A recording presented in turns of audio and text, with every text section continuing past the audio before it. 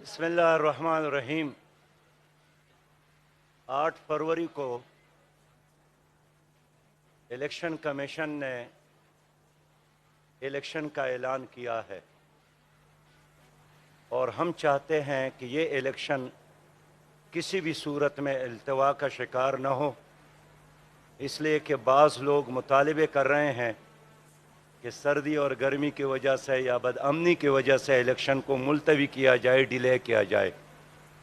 میں سمجھتا ہوں کہ اس وقت پاکستان کی قوم 25 کروڑ عوام جس دلدل میں ہے، مشکل میں ہے، بدامنی میں ہے، معاشی تباہی سے دوچار ہے، بے یقینی سے دوچار ہے، پاکستان کو اس دلدل سے نکالنے کا اور ان مشکلات سے باہر لے جانے کا ایک ہی راستہ ہے، اور وہ یہ کہ اس ملک میں شفاف الیکشن کا انعقاد ہو جائے۔ اور میں سیاسی جماعتوں کو، ان کے قائدین کو مشورہ دیتا ہوں کہ اگر ایک بار یہ الیکشن کسی بھی بہانے ملتوی کیا گیا تو شاید مشکل سے پھر ان کو جمہوریت نصیب ہوگی اور ملک ایک ایسے تباہی اور بربادی سے دوچار ہوگا جس کا حل کسی کے ساتھ نہیں ہوگا۔ میں مانتا ہوں کہ اس وقت معاشی بدحالی ہے، میں مانتا ہوں کہ خیبر پختونخوا میں اور بلوچستان میں بدامنی ہے، لیکن اس بدامنی کا علاج، دہشت گردی کا علاج اور بدامنی کا علاج اور معاشی تباہی کا علاج ملک میں الیکشن ہے، تاکہ ایک نئے مینڈیٹ اور اعتماد کے ساتھ ایک نئی حکومت اس قوم کو ان مشکلات سے نکالنے کے لیے کام کر سکے۔ لہٰذا الیکشن کمیشن نے جو اعلان کیا ہے اور آئین کے مطابق جو حلف اٹھایا ہے الیکشن کمشنر نے، ہم ان سے یہی تقاضا کرتے ہیں کہ وہ انصاف پر قائم رہے، تمام سیاسی جماعتوں کو ایک جیسا ماحول دے دے اور ملک میں قانون کی حکمرانی قائم کرنے کے لیے الیکشن کمیشن کو قانون کے مطابق اپنا فرض پورا کرنا ہوگا۔ میں حیران ہوں کہ وہ سیاسی جماعتیں جنہوں نے گزشتہ کئی عشروں پر حکومت کی ہے، آج پھر قوم سے یہی مطالبہ کر رہی ہیں کہ ایک بار پھر ان کو اختیارات سے نوازے۔ اب 20 سال پنجاب میں مسلم لیگ نے حکومت کی ہے، 15 سال سندھ میں پیپلز پارٹی نے حکومت کی ہے، 9 سال خیبر پختونخوا میں پی ٹی آئی نے حکومت کی ہے۔ آج ان جماعتوں کے ساتھ کارکردگی دکھانے کے لیے کوئی ایک لفظ بھی نہیں ہے، اور قوم پوچھنا چاہتی ہے کہ اگر آپ لوگوں کو ایک بار نہیں، 2 بار نہیں، 3 بار نہیں، 4 اور 5 بار مواقع ملے ہیں،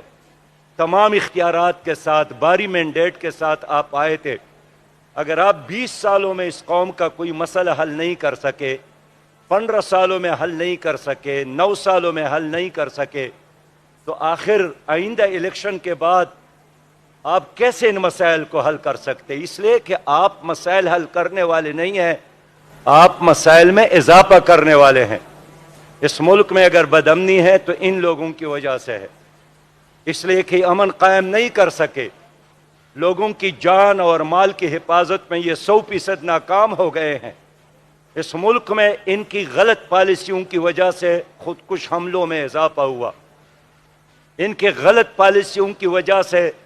چوک اور چوراہوں میں، سکولز اور کالجز میں، مدارس میں، مساجد میں، امام بارگاہوں میں ہمارے پاکستانی محفوظ نہیں ہیں۔ ان لوگوں کی وجہ سے پاکستان پر اس وقت 80,000 ارب سے زیادہ قرضہ ہے۔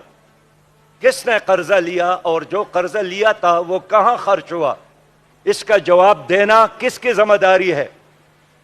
اب رواں مالی سال کے لیے بھی انہوں نے طے کیا ہے